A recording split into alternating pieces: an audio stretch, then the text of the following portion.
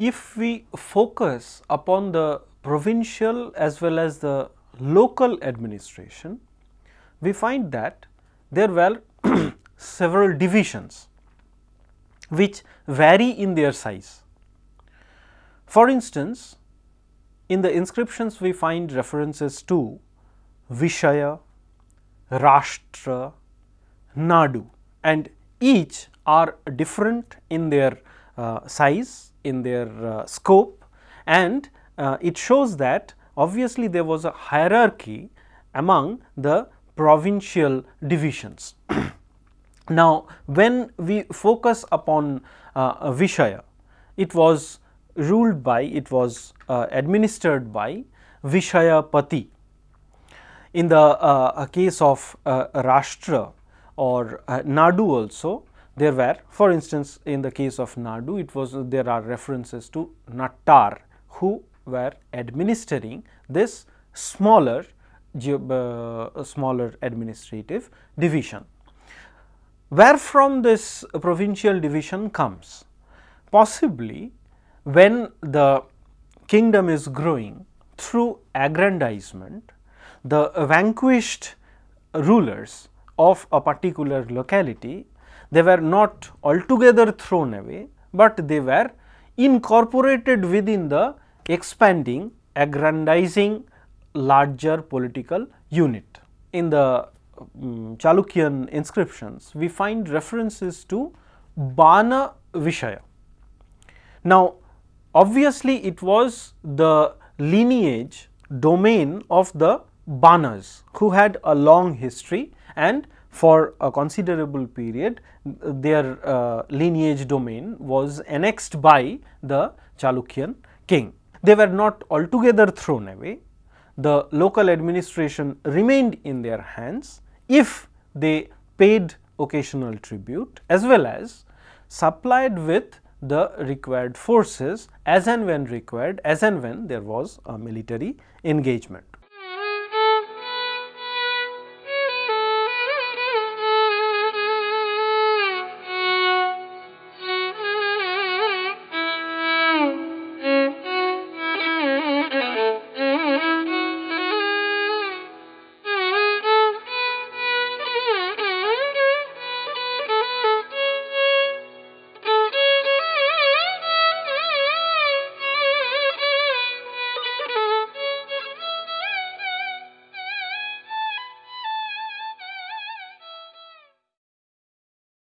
In the Pallava country, particularly in the northern part of the Pallava country, we find that there were different type of administrative division. There were Kottam, then there were Nadus, and finally at the lower level, at the village level, it was the Ur.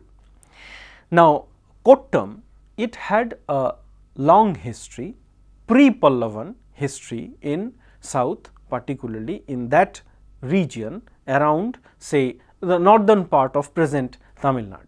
There the provincial administrative division was known as Kottam. Traditionally the number has been given as 24, but if we go through, if we glean informations from the inscriptions, we find the number is a bit more, around 27. Like the Pulal Kottam, Manavir Kottam, there were several Kottams in which the whole kingdom was divided. Then there were Nadus. Nadus, they are larger than, they may be a kind of conglomeration of several villages, and in a particular inscription from Nandivarman II Pallava Malla, we find that in Kasakudi plate, it is said that the order is addressed to a Nattar Kanga. After the reception of the order, actually he takes the follow up action and removes the older inhabitants, older landholders, and then clears the land and makes it ready for donation to a Brahmin Doni. So, this was the role of the Nadu and the Nattar, and at the village level we find things like Ur or Grama, which also was a distinct administrative division, and there were Ayuktas and other functionaries who were looking after the administration of the at the village level.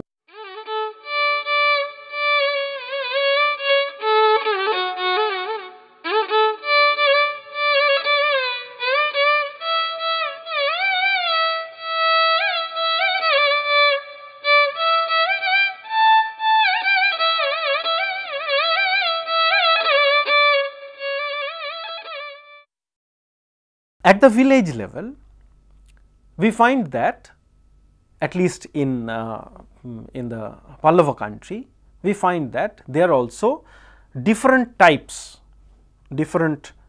of village assemblies were there.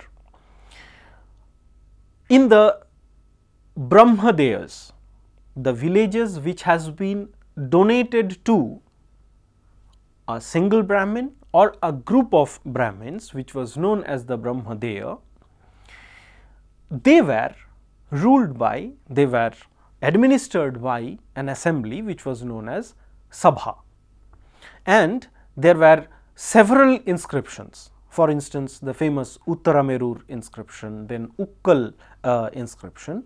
It shows that from the 8th century onwards, the Sabhas had a very well organized administrative setup with different committees which were known as the Varyam, and these Varyams, these committees looked after different activities of the village assembly. For instance, from the inscription dated on the 9th regnal year of Dantivarman. Dantivarman rules from 796 onwards, so it comes to around 803-4. This Dantivarman's inscription shows that there was a committee known as the Samvatsara Varyam, the committee which will look after the activities for the whole year. And likewise, there were several other Varyams and Ganas who were looking after, and they becomes very active from the days of Nandivarman II Pallava Malla. At least inscriptionally, we can say they became very active from Nandivarman's time, Nandivarman II's time, and these Varyams, they were looking after different activities.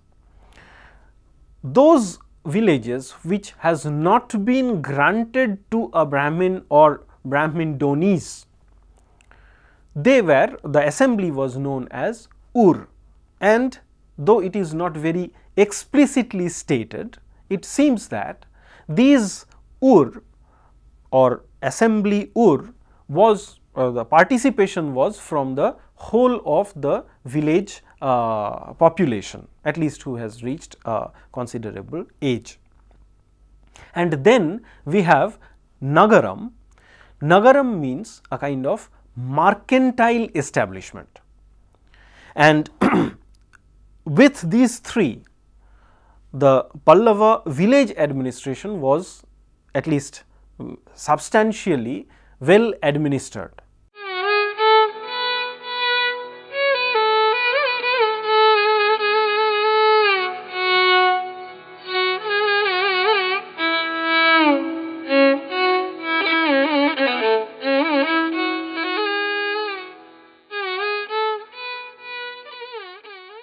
In the case of the Chalukyan kingdom, we find references to Gavundas. Gavundas were possibly the village headmen who were the go-between the central administration and the local administration. From Chalukyan inscription, we find references to several Gavundas, particularly one Jayasena, who donates for building of a Jain establishment, Jain religious establishment. And there were other functionaries also working at the village level.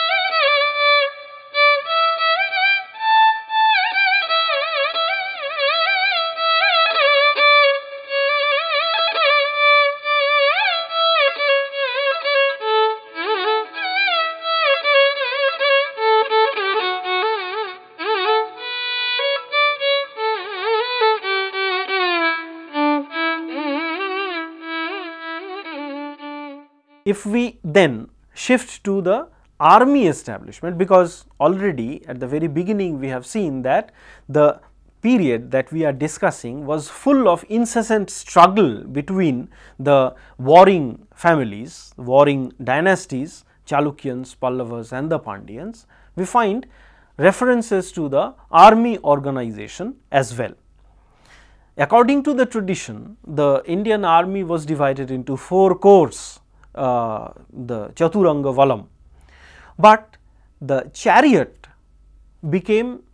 fell into disuse during the period that we are discussing. Chariot was no more functionally very important other than the ceremonial purpose, at least in the warfare, in the battlefield it was no more so very important, important as a fighting arm. But the elephants played a very significant role in the warfare, as demonstrated by the inscriptions as well as substantiated from the pictorial depictions which we find in the temple friezes. For instance, in Vaikuntha Perumal temple, we find innumerable pictorial representation of the elephant being used in warfare. And Gaja Shastra, that is the science of the elephants, becomes very important, and some of the Pallava kings are stated to be proficient in the science of elephants, understanding their mood and looking after their well-being. Some of the Pallava kings were very proficient in that. Apart from the elephant corps, then there were the cavalry as well as the infantry, which also played a very significant role. And other than the inscriptional references, for instance, in Kurram plates, Kurram plate is very important, very significant, because it gives a very picturesque description of a battlefield of Parameshwara Varman II, and then we find references to the army organization, who fought and with what kind of implements they were fighting. So, inscriptions also give us a very important idea about what was going on.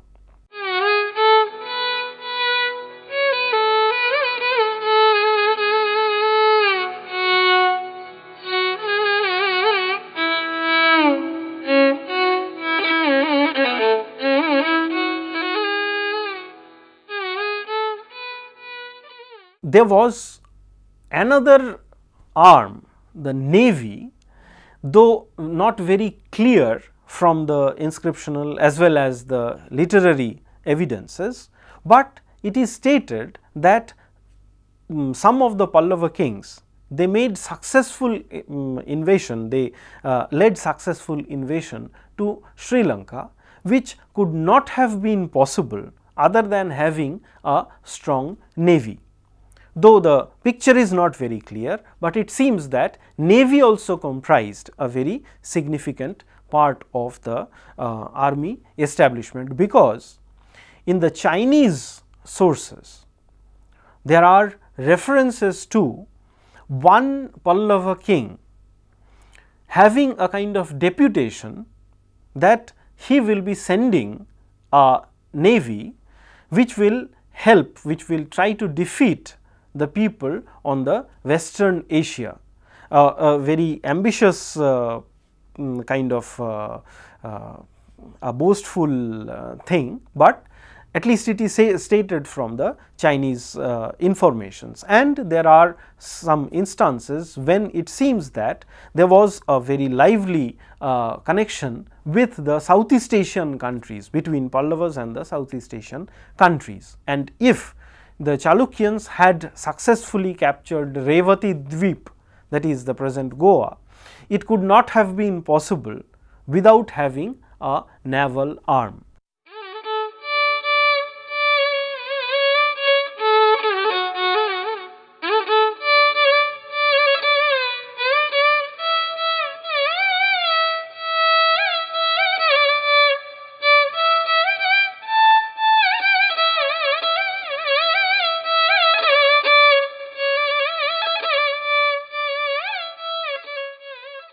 Very few direct reference of these taxes can be found from the inscriptions, but there are ample evidences through oblique references.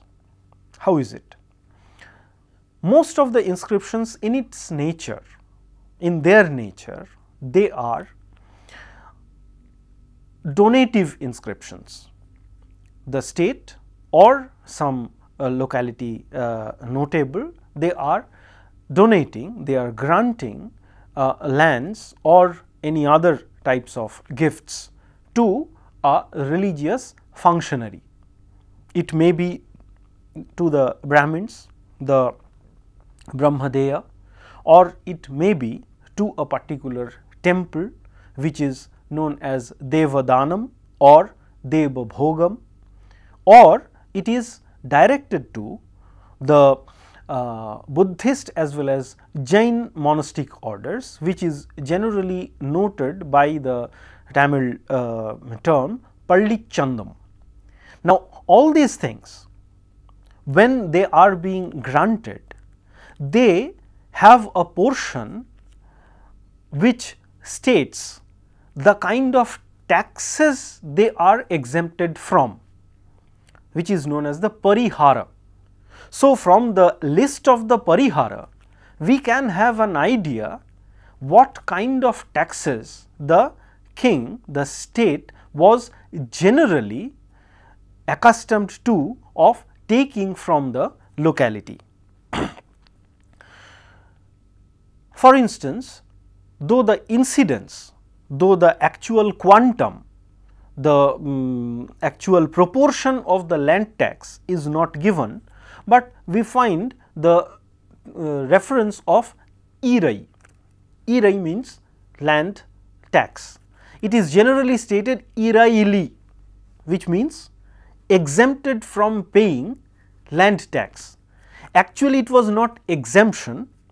Generally, it was that earlier what the people had to pay to the state exchequer, they are now being directed to, they are now to be paid to the new donee. It may be the Brahmin establishment, Brahmadeya, or it may be directed to the temple or the religious institution for which the grant has been done.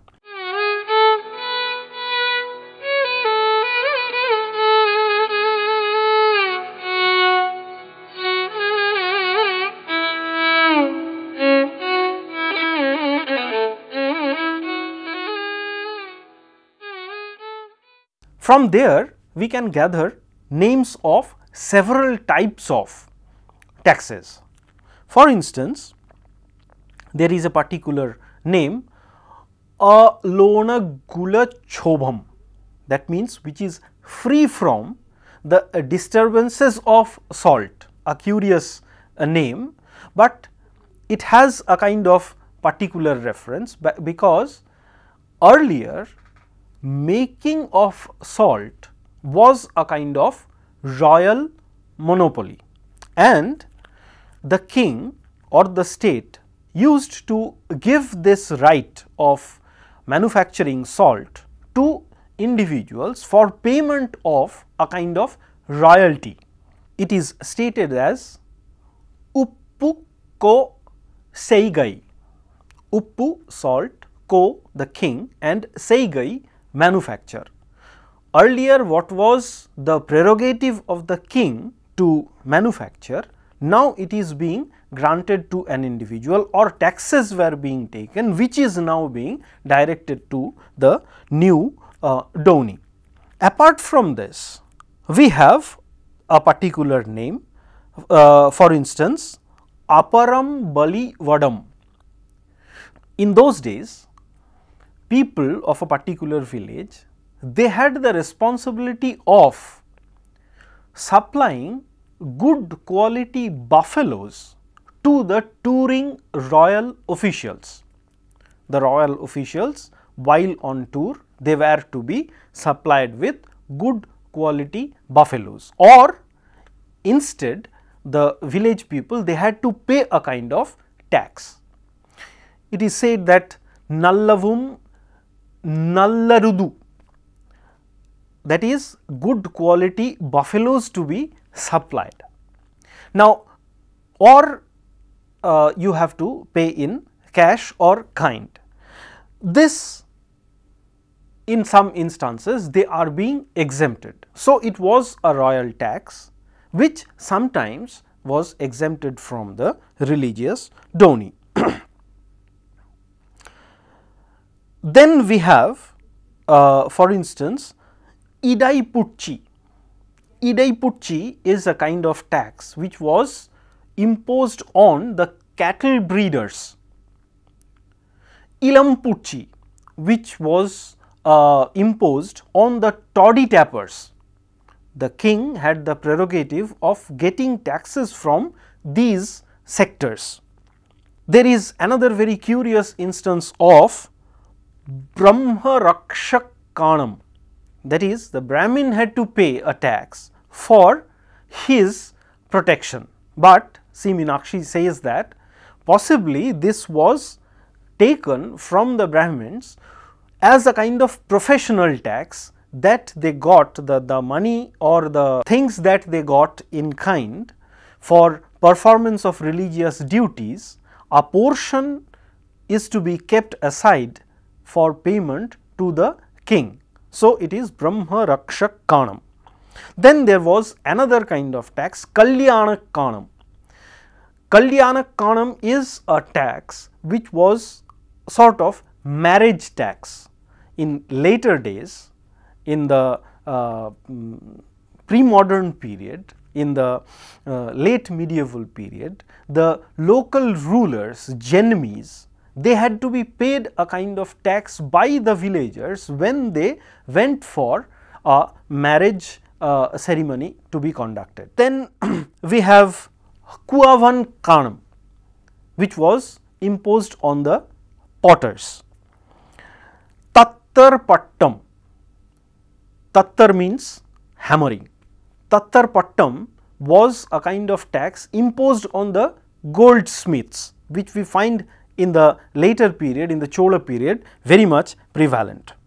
Then we have Visak Kanam, Visak Kanam, Viyavan and Kanam, Viyavan the headman, and performing his duty, Viyavan headman was or he could claim for some kind of performance duty which was shifted to the state, or it was given to the headman. Then we have Taragu. Taragu is the brokerage to be paid. Then Nei Vilai. Neivilai is a kind of tax on the manufacturers of ghee, the clarified butter, who processed this thing. They had to give a tax to the state. And very important thing which has to be directly paid to the state, that is Echoru as well as Choru Mattu. Echoru, if we divide it, it comes as L, that is 24 hours of a day, and Choru, that is the boiled rice. Whenever the state officials came for a kind of tour on official duty, it was the responsibility of the villagers to come forward by offering them food, and it was meant as a tax. Same thing, Choru Mattu, Choru the boiled rice, and Mattu, that is the responsibility of giving the rice to the touring officials. So, all these things shows that there was many kinds of taxes, and generally it is a generic title, that Ashtadash Porihar, that is exemption from payment of 18 taxes.